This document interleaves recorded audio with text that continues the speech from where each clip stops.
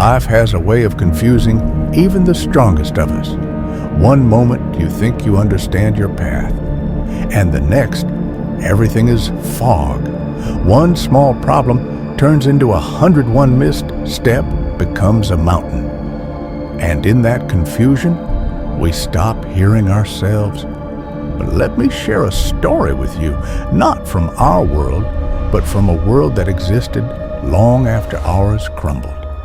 A world where cities were bones, machines were ghosts, and silence ruled everything. A world that had forgotten its past and was searching for a new beginning. Listen closely, because the truth inside this story belongs to you too.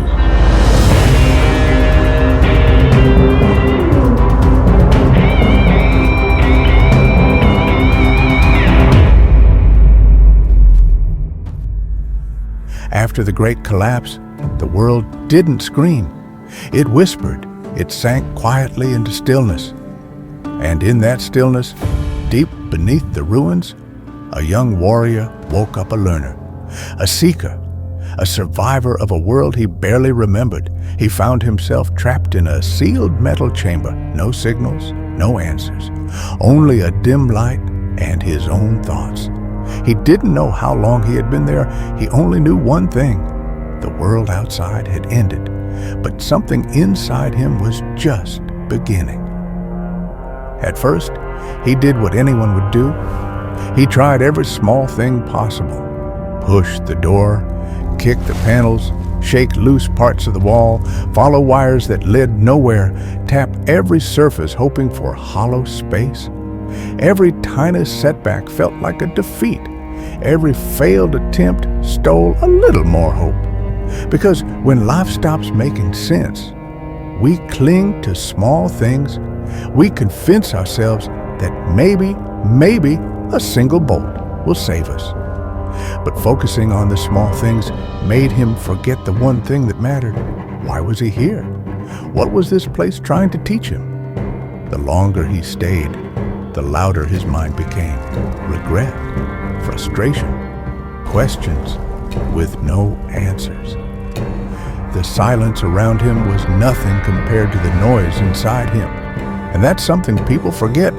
Your loudest prison is not made of walls. It's made of thoughts that refuse to quiet down. So he sat down, crossed his legs, closed his eyes. He tried to tame the storm inside. He breathed in, breathed out, reached for calm. But calm didn't come. His breath wavered, his focus broke. Old fears resurfaced. He tried again and again and again, each attempt making him feel smaller, weaker, more lost. Every time he reached for clarity, it slipped through his fingers like sand until the frustration turned into something worse. Boredom, a slow, heavy surrender, the kind that makes a warrior put down his own sword. He slumped back against the wall, eyes open, mind scattered. He felt defeated. But then, in that moment of quiet hopelessness, something small happened. A thought.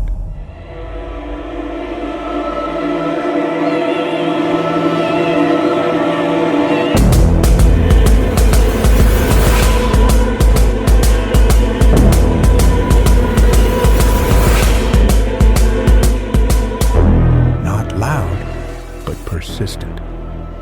I've been trying to escape the room, but I haven't listened to it. He stood up, looked around. For the first time, he wasn't searching for an exit. He was observing. The room wasn't a trap. It was a message, a mirror of his own inner chaos. All this time, he was trying to force his way out, but he never asked what he was meant to learn. He closed his eyes once more, not to run away from frustration, but to look deeper into it. He stopped fighting, stopped forcing, stopped panicking. And for the first time, his breathing steadied, his heartbeat softened, his thoughts aligned. Clarity doesn't scream, it whispers. And in that whisper, he finally heard, "You are not trapped, you're being shaped." The room was a teacher and he was a student. People think power means force, but true power is something else. Awareness, focus, insight, the ability to see the whole picture when the small things try to blind you. That's what awakened inside him. His senses sharpened, his mind expanded. He felt the weight of the world lift, not because his situation changed, but because he did. And that's when he noticed it. A soft hiss of air from behind a panel, a faint vibration under his feet, a pattern on the wall that wasn't random. The room hadn't changed. He had. He placed his hand on the hidden panel, pressed lightly. A click echoed through the chamber. The metal door slid open, not as a reward, but as an invitation. An invitation to begin the journey he was finally ready for. He stepped into the unknown, not afraid, not confused, but clear, warm, soft, deeply reassuring. And that, my dear listener, is why I told you this story. When life stops making sense, when small things overwhelm you, when your own mind becomes a cage, remember the boy in the room. Remember how clarity freed him long before any door did. Because the greatest escapes in life don't come from force. They come from understanding. When life stops making sense, start listening to yourself. Your voice knows the way, even when the world doesn't.